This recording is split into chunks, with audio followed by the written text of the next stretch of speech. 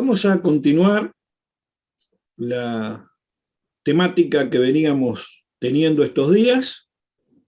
Habíamos visto la semana anterior acerca de los diferentes tipos de noviazgo, se acordarán, ¿verdad? Que habían noviazgos bélicos, noviazgos cíclicos, se acordarán que teníamos los noviazgos románticos, ¿verdad? Esos noviazgos que después terminan en matrimonios que después vienen a nuestras consejerías,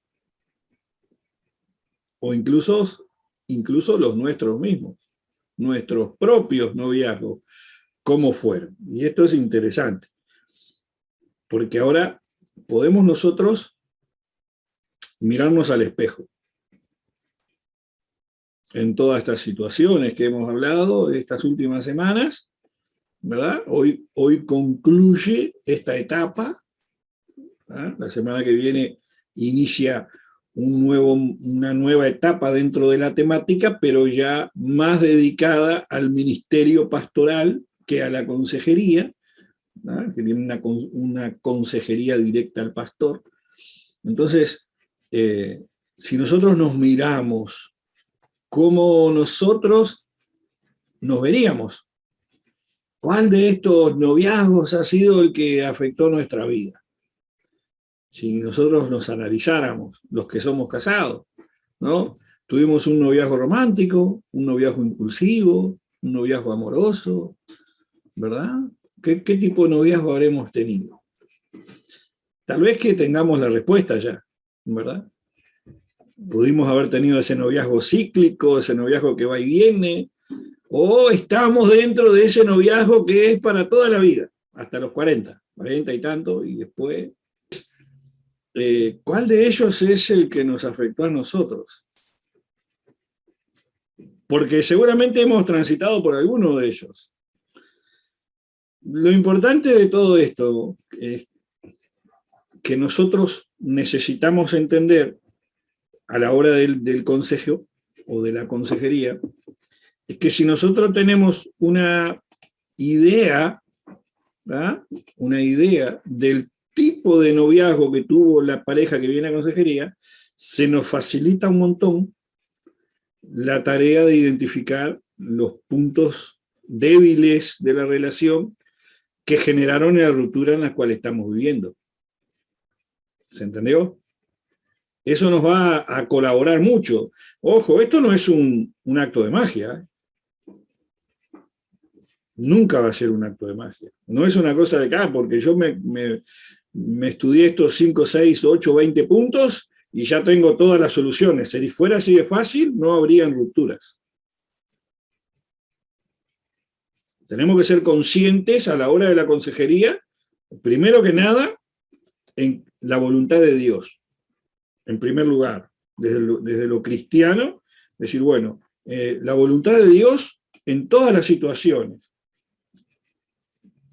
Porque de pronto en la crisis que la pareja que nosotros estamos aconsejando, o una parte de la pareja, de pronto es él o es ella que viene a consejería, no siempre vienen ambos. Por lo general viene uno o viene otro, y después con el tiempo vienen los dos. Es raro que vengan los dos juntos a una consejería pastoral en las cuestiones de pareja, porque hay vergüenza, porque hay temor al que dirán, porque hay un montón de factores. ¿Qué va a pensar la hermanita? ¿Qué va a pensar el pastor? Después me van a mirar torcido, a las reuniones de dama, no me van a invitar más porque ya no van a poder confiar en mí porque tengo una pareja inestable. Y eso pasa por la mente de la persona que está en crisis. Pasan muchas cosas, pero muchas veces una situación de pareja, una situación de conflicto dentro de una relación, muchas veces es apenas un proceso de Dios. Y siempre es bueno invitar a que entendamos que si no hubo un yugo desigual, si no hay un ataque diabólico premeditado, ¿no? Puede ser un simple proceso de Dios, un simple proceso de maduración de la relación. Porque todas las parejas maduran. Nosotros maduramos. Y a veces la pareja no maduró. Y a veces pasa que la pareja madura, ambos maduran y se dan cuenta que lo que están haciendo era un terrible lío. Estaban entendiendo que estaban todos mal. Entonces, ¿qué es lo que pasa? Nosotros tenemos que entender que en nuestra vida siempre van a haber procesos. Procesos que muchas veces son diseños celestiales en nuestra vida. Lo hablamos en clases anteriores, cuando hay esos propósitos de Dios en la pareja, o en uno, o en ambos. El uno lo va a entender y va a estar en el ojo del huracán, pero el otro no. Y eso puede generar un conflicto, y puede generar una ruptura, y puede generar un montón de situaciones. No siempre no siempre son las mejores situaciones. No siempre son las mejores situaciones. Tenemos, por ejemplo, lo vemos muy clásico en los noviazgos de corta duración. O sea, los noviazgos que tienen unos meses o un año, que vienen a la iglesia con un montón de preguntas los novios, ¿tá? Y un montón de conflictos, porque empiezan a descubrir que, yo qué sé, que el chicle no le gustaba, que era otro chicle, que la marca del tenis que se compraron de la zapatilla ahora ya no le gustó, ahora no se compra la misma que yo uso. ¿Por qué? ¿Me explico? Lo hablamos, es uno de los tipos de noviazgo que se convierten después en matrimonios que van a discutir por lo mismo. Van a terminar discutiendo por lo mismo. ¿Saben por qué? Porque no se logró una perfecta comunicación. Si nosotros no tenemos la capacidad de hablar, vamos a enfrentar situaciones en las cuales no vamos a saber cómo va a actuar el otro o cómo piensa el otro que tengo al lado.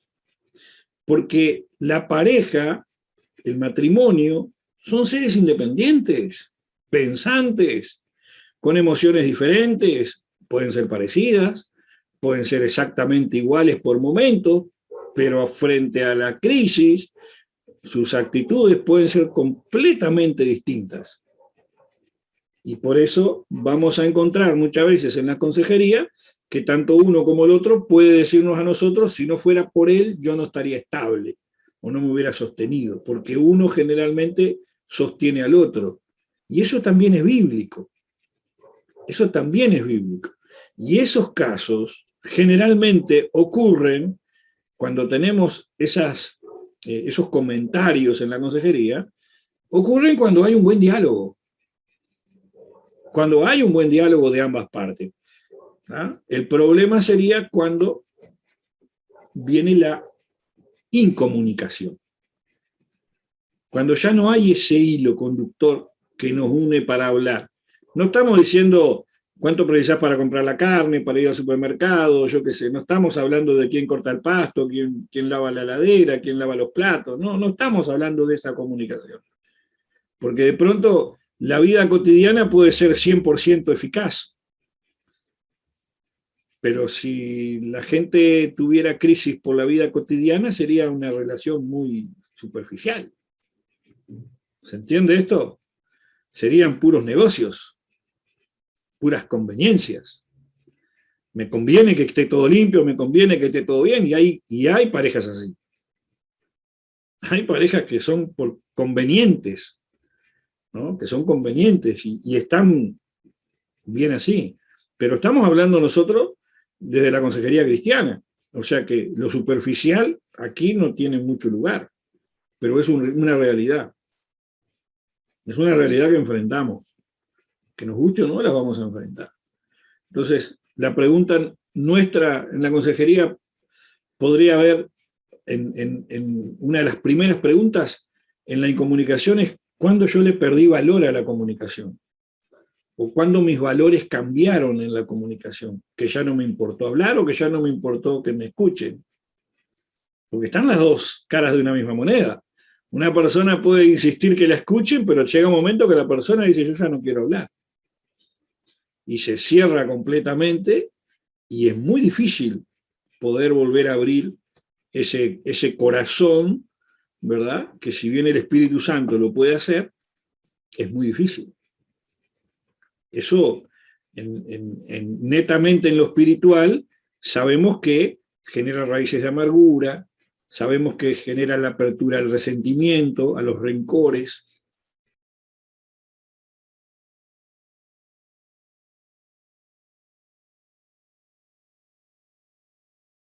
Que generalmente allí digamos que se cocinan grandes conflictos. Se cocinan grandes conflictos. Empieza a leudar un gran conflicto, que luego terminan en las agresiones de doble vía. Las agresiones de doble vía, cuando ya no es uno, sino que ahora los dos encuentran el culpable en el otro. Y en las consejerías vienen cuando nos dicen la culpa es de él. La culpa es de él o la culpa es de ella. Porque ya se perdió ese valor tanto de hablar como de ser escuchado. Se perdió, ya no hay un interés. ¿Ah? ¿Qué ocurre cuando tenemos ese tipo de incomunicación? Las relaciones que se logran, digamos, acercar por medio de la consejería, si no solucionan la comunicación, no duran. Son relaciones que de pronto el Espíritu Santo viene sobre ellas, la emoción de la reconciliación, porque nadie está hablando que se haya perdido el cariño, el afecto entre ambos o el amor, sino que es una crisis, ¿no? Y queremos una restauración, pero la restauración no es duradera. Duró una semana, duró un mes, duró 15, 20 días, y después volvemos a lo mismo. Él no me escucha, ella no me escucha, él no me ayuda, ella no me ayuda, la culpa siempre es de él, la culpa siempre es de ella, vos siempre haces esto, o no me das la oportunidad nunca. ¿Se entiende? Empiezan ese tipo de diálogos. Vos siempre me contradecís, nunca estás de acuerdo conmigo. Esas son señales de que hay un problema de comunicación no resuelto. Y si logramos encontrar dónde está el problema, allí nosotros podríamos tener una herramienta un poquito más eficaz para acercarlos. Porque si esa incomunicación perdura, lo que va a ocurrir es que el corazón de ellos se va a cerrar. Se va a cerrar. Ya no hay tiempo para escucharse a sí mismo, sino que va a venir el consejero, va a venir el pastor a dedicarle horas, semanas, meses de consejería y de su valioso tiempo, y la persona no va a reaccionar. Incluso puede llorar, puede asentir, puede decir, sí, yo reconozco, pero al momento de ir a la contraparte, se quiebra y ya no funciona. No funciona. Entonces es importantísimo que nosotros tratemos de que se potencie la comunicación y que la comunicación sea acertada,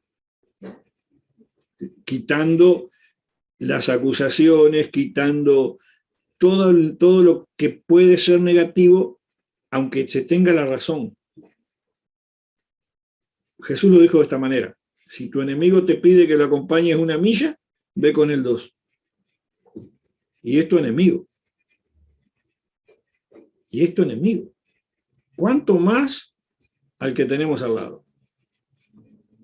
Entonces, está bueno que nosotros podamos tener eso. ¿Saben por qué? Porque si nosotros logramos en una consejería prematrimonial advertir estas cosas a las parejas, les vamos a estar dando herramientas para que cuando llegue el momento sepan cómo manejarse, por los peligros que conlleva no hacerlo.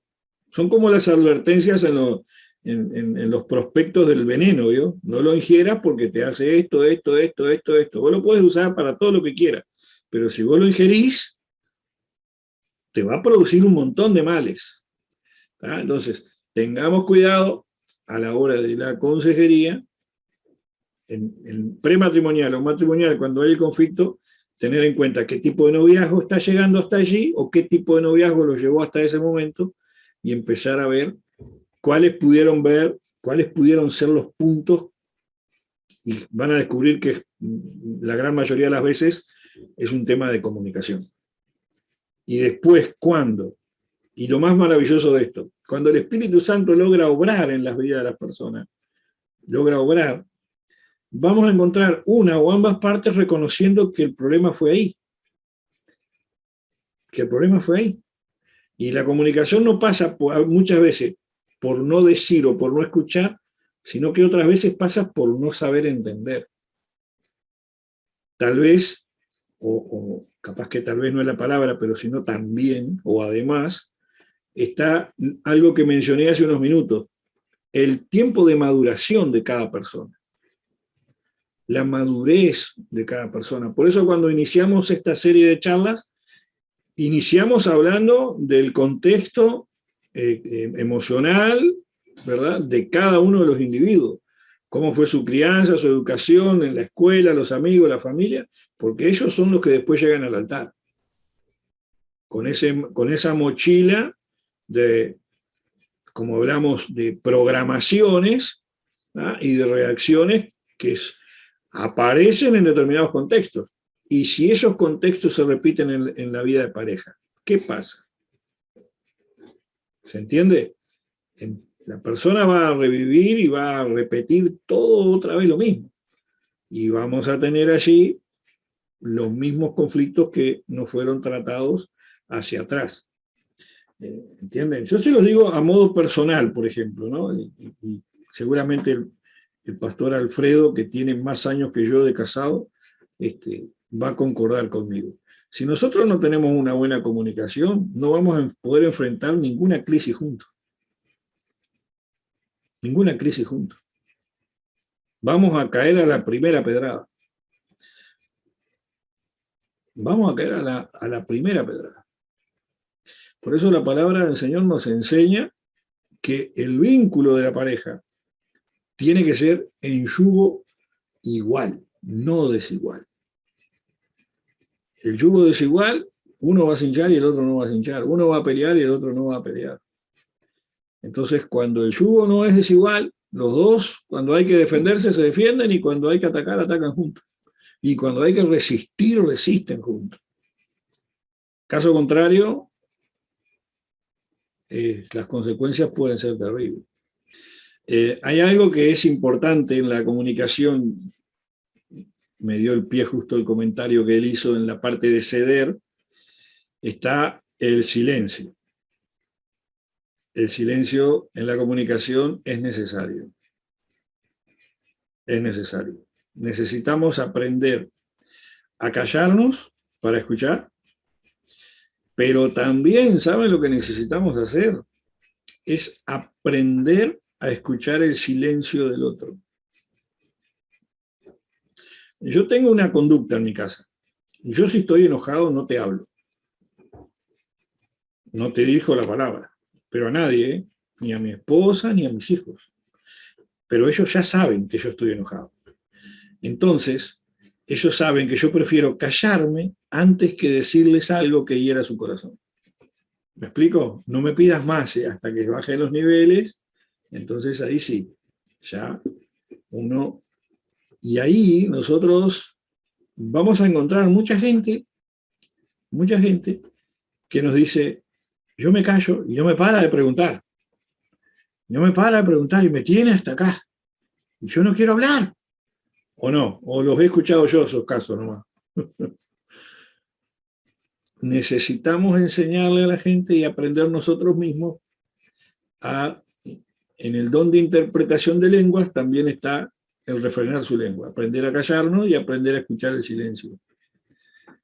¿Entienden? No se trata de todo rabacanda, ni no. Hay cosas que Dios ya no las revela en el momento cuando está callado el asunto. Cuando está callado el asunto, ahí ya tenemos algo. Y muchas veces en el silencio se logran mejores resultados. Porque cuando no hay silencio, ¿saben lo que pasa? Hay desastres, hermano.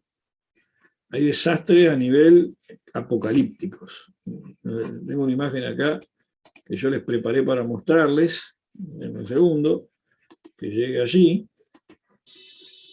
No, esa no es. No, ya se los voy a mostrar, denme un segundito. Me quedan 7 minutos antes de que se corte. Entonces yo les voy a mostrar esta imagen. Esto que ocurre cuando nosotros no aprendemos ese detallecito. Ocurre eso, ¿yo? ¿Alcanzan a ver la pantalla?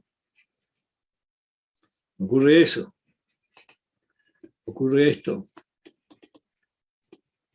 Siempre hay algo que decir y no se escucha. No se escuchan los silencios. Y los silencios son importantes. Necesitamos aprender el del silencio. Necesitamos aprender que no se arregla todo viendo quién tiene la razón y quién no tiene la razón, quién es el culpable acá. No todo se arregla así. Muchas veces logramos mejores resultados simplemente en el silencio. Tenemos que aprender a escuchar el silencio y en lo posible aprender a respetar el silencio ajeno. ¿Se escuchó eso?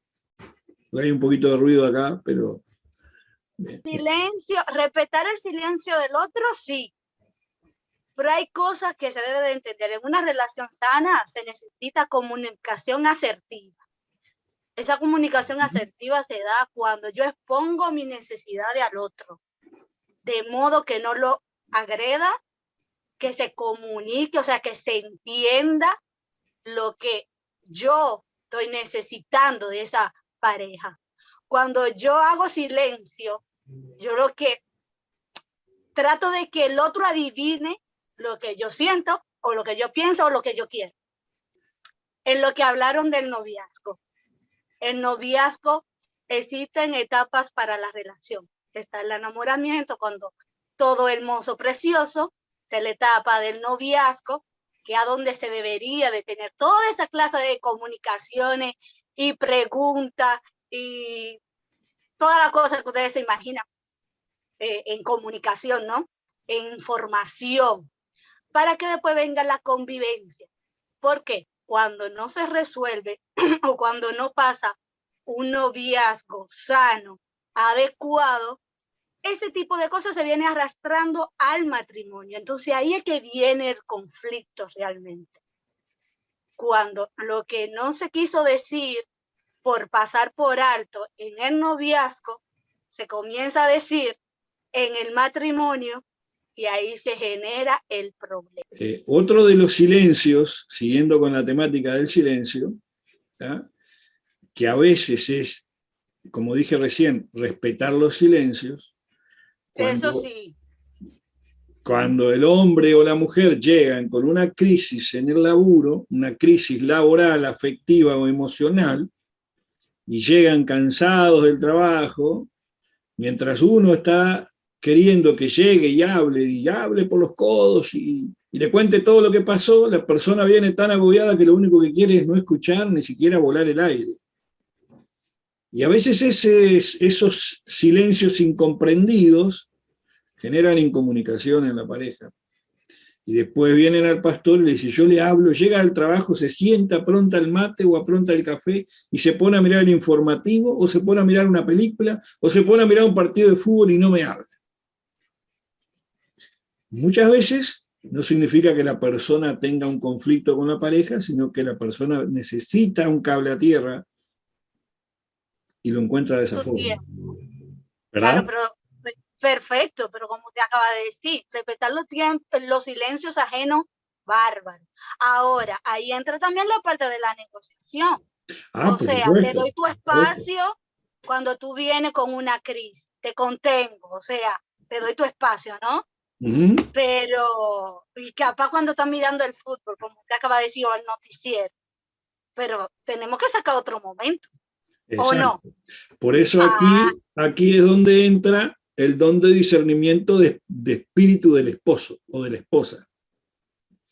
Tanto el esposo como la esposa deben saber ser comprensivos de que es el momento de hablar o de callar. Acompañar el silencio. Entonces, vemos que el tema del silencio es importante. ¿Qué pasa? Porque hoy se malinterpretó el tema del silencio y me dieron más palo. ¿Qué pasa cuando yo tengo el don de discernimiento de silencio? Es un don que hay que agregarlo ahí, los dones del espíritu, ¿no? La palabra del Señor dice que nosotros debemos ser tardos para responder. O sea que tenemos base bíblica para no decir mucho, ¿no? Entonces, el 90%, el 90% de cualquier buena comunicación está en el escuchar. Y mientras uno habla, no escucha. Para que una comunicación sea eficaz, hay que escuchar. Y cuando yo siempre tengo algo que decir, se me va a dificultar escuchar al otro. Tenga o no tenga la razón, esté o no esté de acuerdo. Muchos conflictos se solucionan si solo escucháramos. No por el hecho de que esté la solución allí, sino porque a veces era lo que la persona estaba necesitando, ser escuchada. Y a veces es exactamente lo contrario. A veces en el conflicto de pareja, la persona necesitaba que le hablen, que le cuenten, que le larguen, que le descarguen toda esa carga emocional y toda esa presión laboral que trajo durante el día o en la oficina o donde sea. A veces el que esté en casa, sea el hombre o la mujer, está dispuesto a recibir esa carga enorme que trae la otra parte. Y a veces el que viene callado por no querer cargar al otro, está generando un conflicto. Porque tenés una persona dispuesta a amortiguar el golpe y vos, no por mal, sino por no cargarlo, está generando que la otra persona pueda pensar, no quiere hablar conmigo. ¿Viste cómo ahora me da la razón con el silencio? El contexto, el contexto. en ese punto específico, pastor, en ese punto específico. Ustedes han escuchado la frase que dice, no escuchar para responder, sino para entender.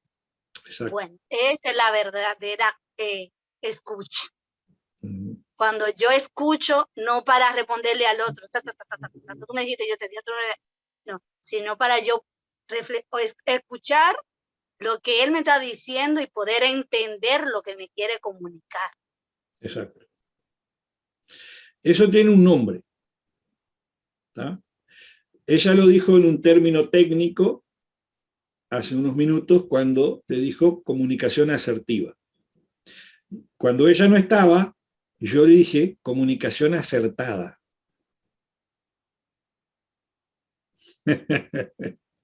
Anotá por ahí, María, Mari, el puntito a favor mío. Esto tiene otro nombre que se llama comunicación recíproca. La reciprocidad en la comunicación.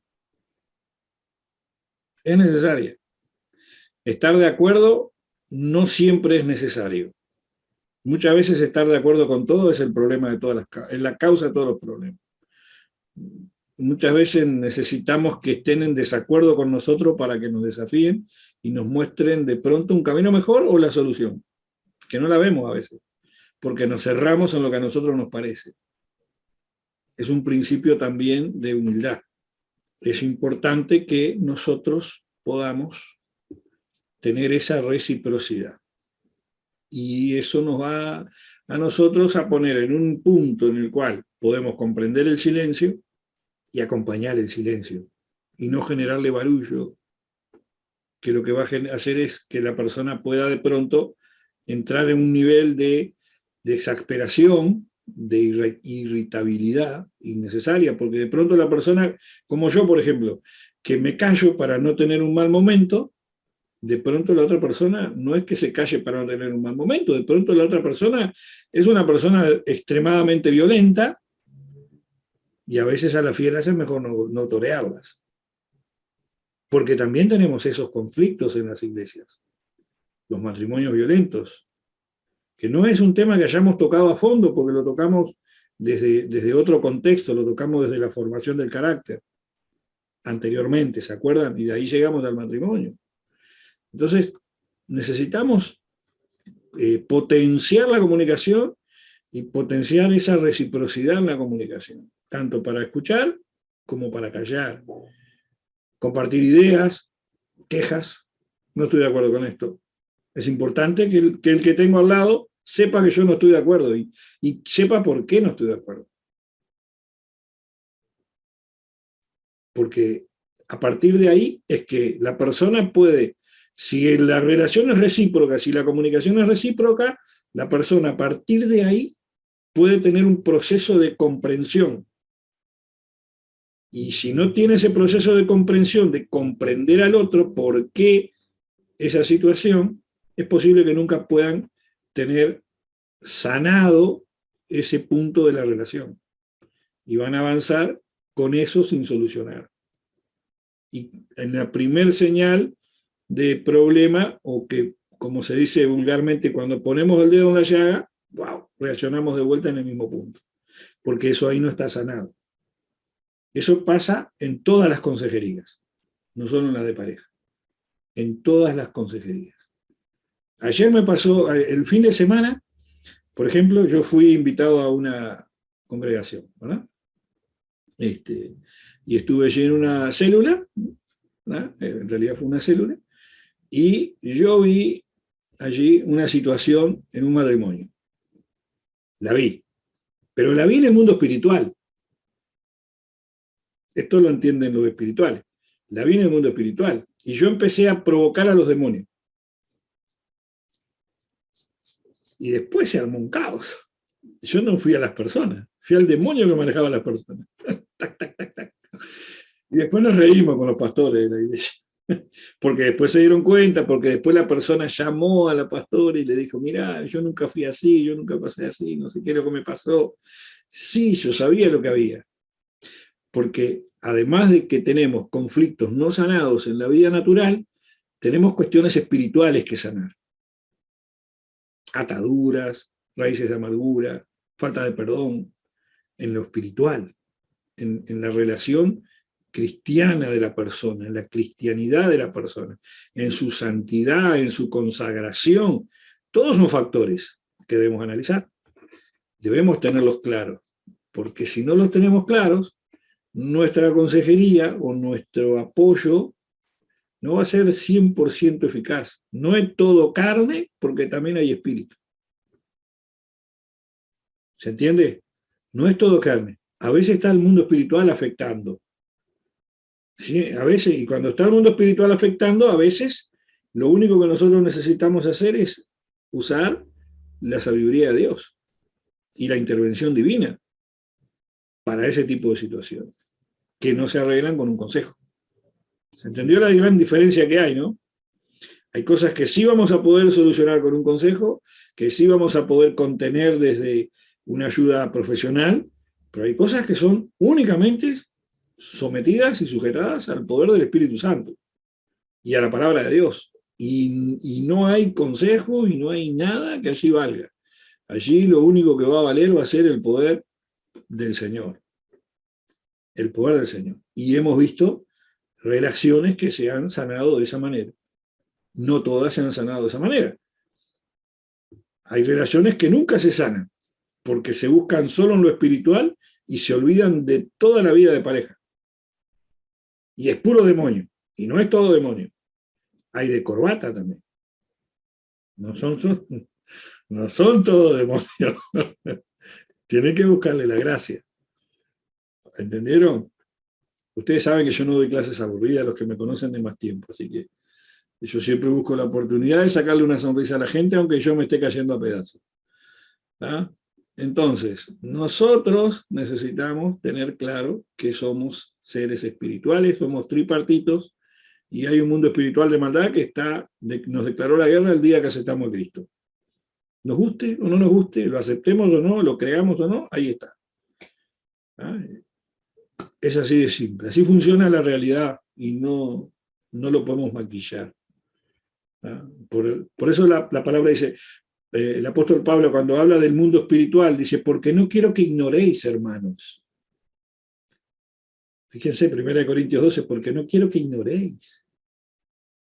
No quiero que ignoréis. Nosotros no podemos ignorar la realidad de la influencia espiritual en las relaciones.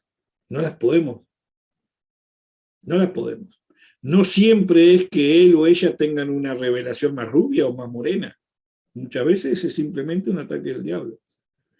Y cortado el problema, solucionada la relación.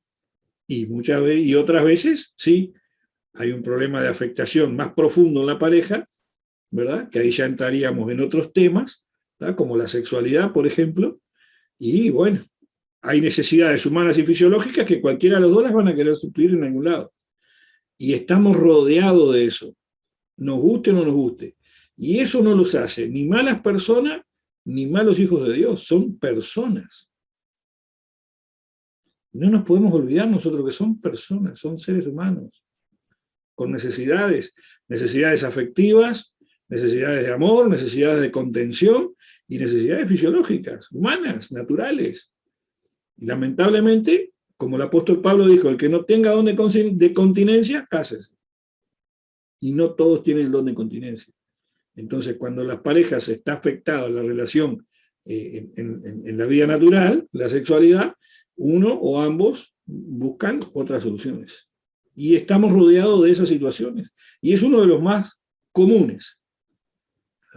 Porque esa gente también va a estar en nuestras iglesias, o viene a nuestras iglesias.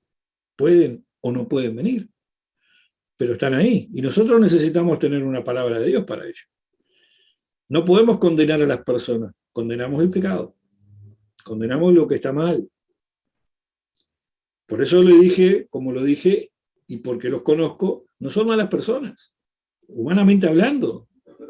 Son correctos, son agradables, son prolijos en su entorno, ¿verdad? Y sus hijos están, humanamente hablando, ante la sociedad, bien criados. Aunque no compartamos la situación de la interna del hogar. ¿Se entiende eso? Entonces, muchas situaciones. ¿Cuál es otra de las situaciones que vamos a enfrentar nosotros? Aconsejar parejas de homosexuales, hermano. Que vengan a las iglesias. O solo acá en Uruguay hay parejas de homosexuales que quieren ir a la iglesia. Y hay que aconsejarlos. Yo tengo una pareja de homosexuales frente a la casa de una obrera de nuestra iglesia que quieren venir a la iglesia. Yo le dije, vengan cuando quieran. Cuando quieran, vengan. Van a ser bien recibidos. No van a ser mal recibidos. Pero cuando nos sentemos a hablar, se les van a decir las cosas que se les tengan que decir por la palabra de Dios. Porque si ellos quieren relacionarse con Dios, tienen que saber que Dios no bendice esa relación. Y necesitamos tener la palabra correcta en los términos correctos.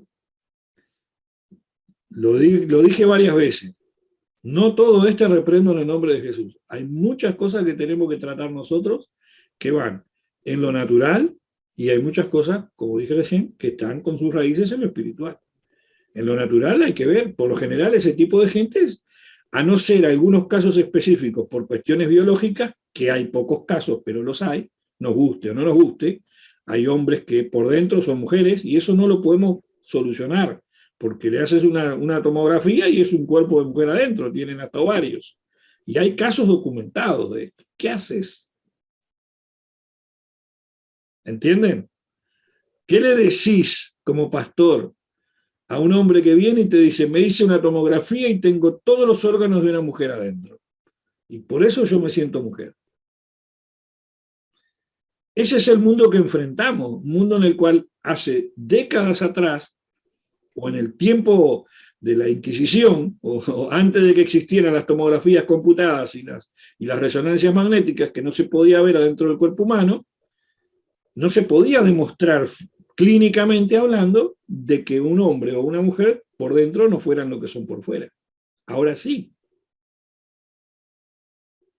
Entonces tenemos que tener nosotros mucho cuidado, mucha información a la hora de nosotros aconsejar, asesorarnos bien, como lo hemos hablado en todas las clases.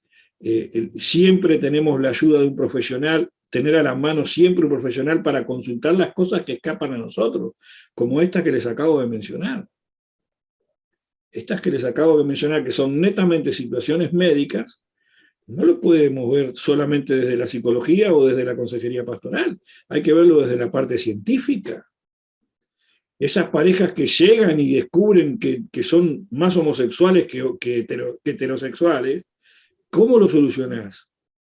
No lo solucionás solo con reprender demonios. Muchas veces atrás hay otros factores, o psicológicos o biológicos. Entonces necesitamos ser razonables nosotros cuando vengan a nuestras consejerías por problemas. Por eso me incliné a lo sexual en este momento, porque es un tema que sí o sí algo hay que hablar. Cuando vengan con esos problemas, la disfunción eréctil, la persona, tanto el hombre como la mujer, que no tengan ansias o deseos sexuales con su cónyuge, pero de pronto sienten atracción sexual por el mismo sexo. Muchas veces no es que estén demoniados, muchas veces que es la persona biológicamente hablando, tiene más del otro sexo que de su propio sexo. Y ahí viene la incompatibilidad. Y eso no se sabe así nomás.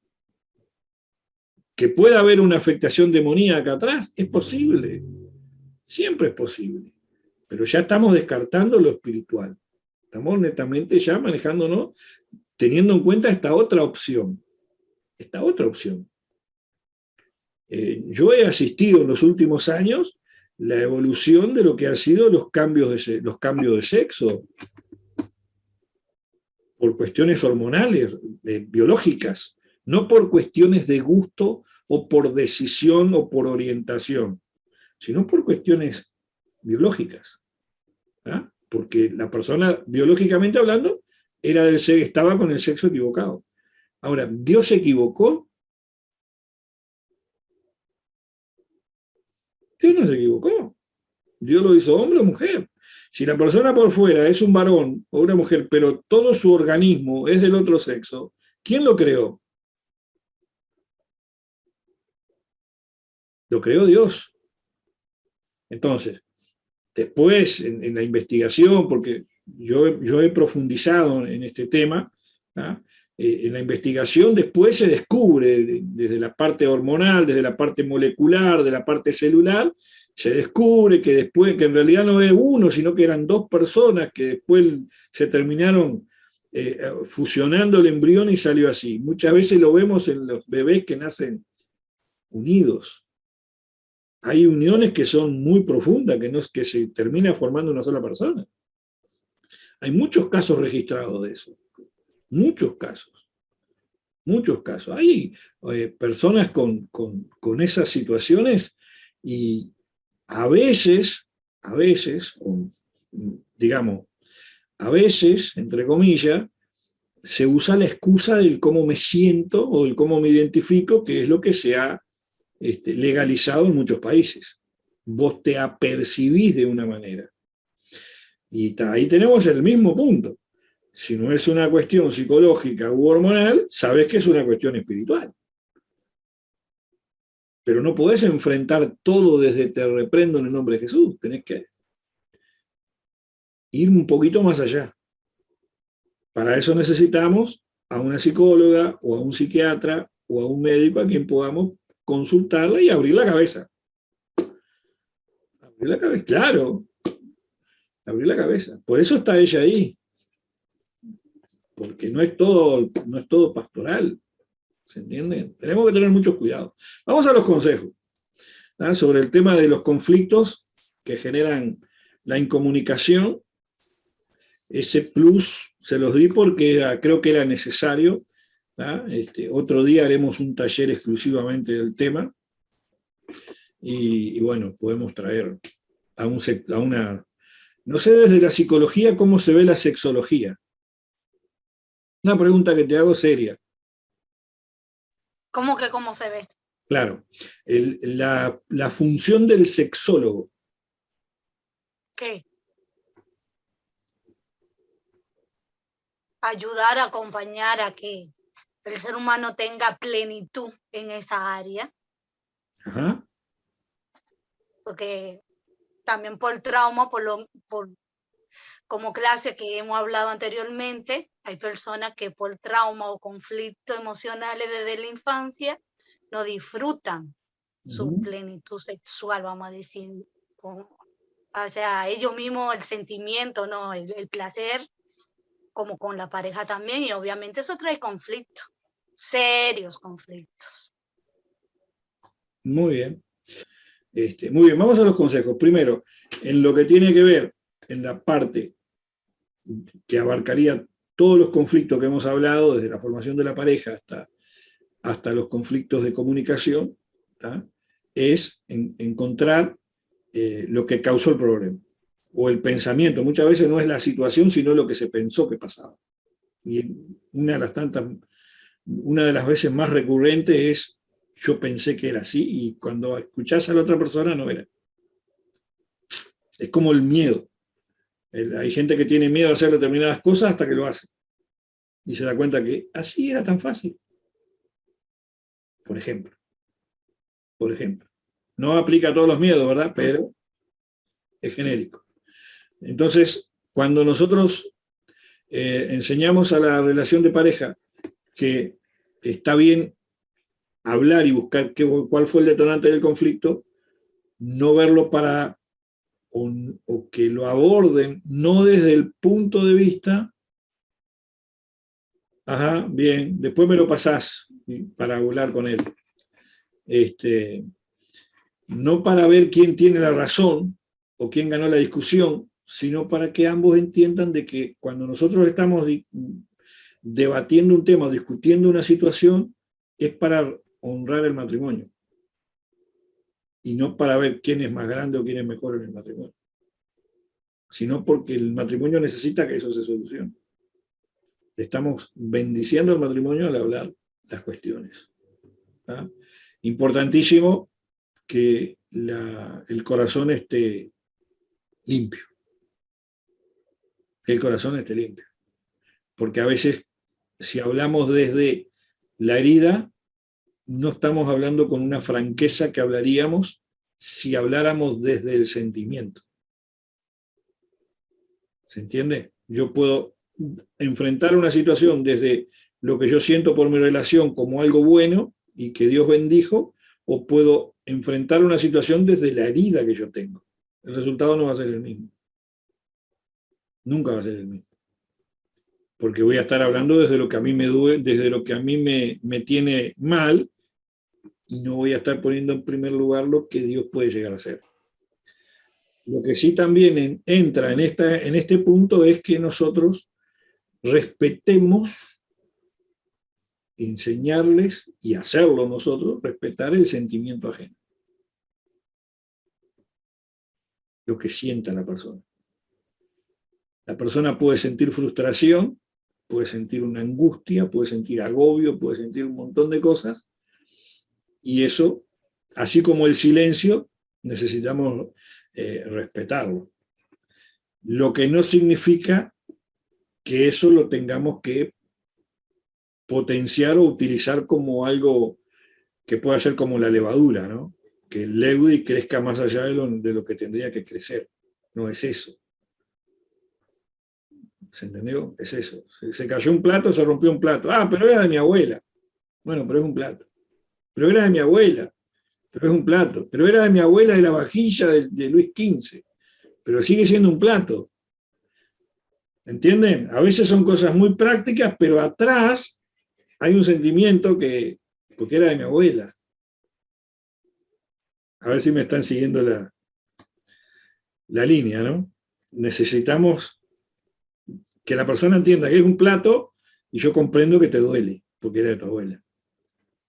Y no dejarla con que es solo un plato, por ejemplo. ¿Ah? Para eso necesitamos poner en práctica la paciencia, la comprensión, poner una línea de valores, o sea, qué es lo que más es importante en este momento, el plato o la angustia que siente ella porque se rompió el plato, o él porque se le cayó un trofeo que se ganó con mucha dificultad, por ejemplo. Y a veces pasan las relaciones nuestras que pasan en situaciones así, ¿no? Que a veces ponemos mucho énfasis en algo sin valor para mí, pero de pronto con mucho valor para la otra parte. Tenemos que ser comprensivos y pacientes y poner un marco de valores, ¿no? ¿Qué es más importante?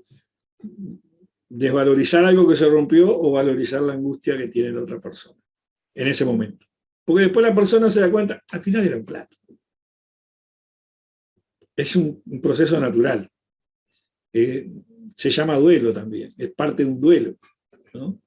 ¿Ah? Entonces, otra cosa que dentro del mismo conflicto del que estamos hablando es que la persona necesita ver que a mí también me está afectando.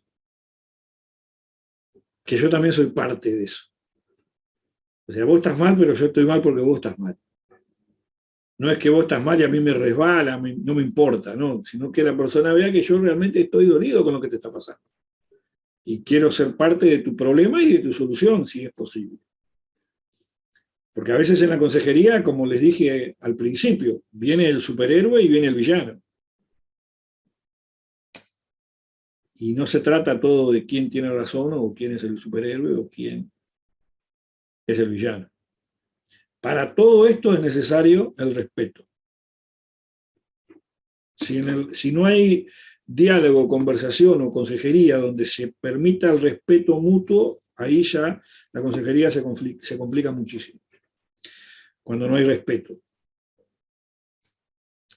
Eso significa respeto para que cuando están ambos para la consejería, que el uno escuche al otro y permita que el otro se exprese y no sea interrumpido, por ejemplo. El respeto a la expresión del otro. Y, aunque sea todo caótico, encontrar un punto muerto, un punto medio, y decir, le vamos a encontrar la solución. Por algún lado, la solución va a salir. Dios nos va a dar la solución, le vamos a encontrar la solución. Entonces, cuando yo digo, a mí también me duele, me estoy involucrando, me estoy identificando. Cuando yo digo, le vamos a encontrar la solución, estoy demostrando o estoy entregando el mensaje de que yo también quiero que se solucione. Y no estoy mostrando un mensaje contrario. Porque a veces se da el mensaje contrario y eso genera todavía un problema mayor. Entonces, parte del consejo tiene que ver con eso y tiene que ver de que ninguna situación tiene que pasar sin ser tratada o sin ser hablada. Adentro primero, en la interna del hogar. Primero nosotros tratamos de resolverlo nosotros, de la mejor manera posible.